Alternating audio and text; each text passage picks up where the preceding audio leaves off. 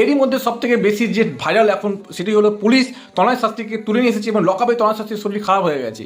সেই তনয় শাস্ত্রী যে লেবুতে পেরেই ঢুকিয়ে মানুষের ক্ষতি করে দিতে পারে, হ্যাঁ সেই তনয় শাস্ত্রী এখন বলছে যে হসপিটালে শুয়ে যে আমি মিমিকে ছাড়বো না। তো মিমিও বলেছে আমি শেষ দিকে ছাড়বো, আবার তনয় শাস্ত্রী বলেছে শেষ আমিও দিকে ছাড়বো। এইসব ঘটনার মধ্যে এখানে কোথাও একটা প্রশ্ন উঠছে যে লঘু দোষে গুরুদণ্ড দিয়ে দেওয়া হচ্ছে না তো? সাপোজ ধরে নিন কেউ আম চুরি করেছে, তার জন্য তাকে 302 ধারা দিয়ে দেওয়া হচ্ছে না তো?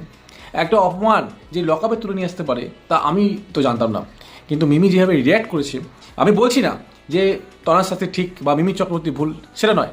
তবে বাংলা ইন্ডাস্ট্রি বিভিন্ন শিল্পীরা বিভিন্ন বাংলার বিভিন্ন জায়গায় যাচ্ছে, ভারতবর্ষের বিভিন্ন জায়গায় যায় এবং সেখানে অনুষ্ঠান করে, শো করে এবং তার জন্য পারিশ্রমিক পায়। এই পরিস্থিতিতে এরকম যদি চলতে থাকে তাহলে এই সমস্ত শোগুলো বন্ধ হয়ে যাবে।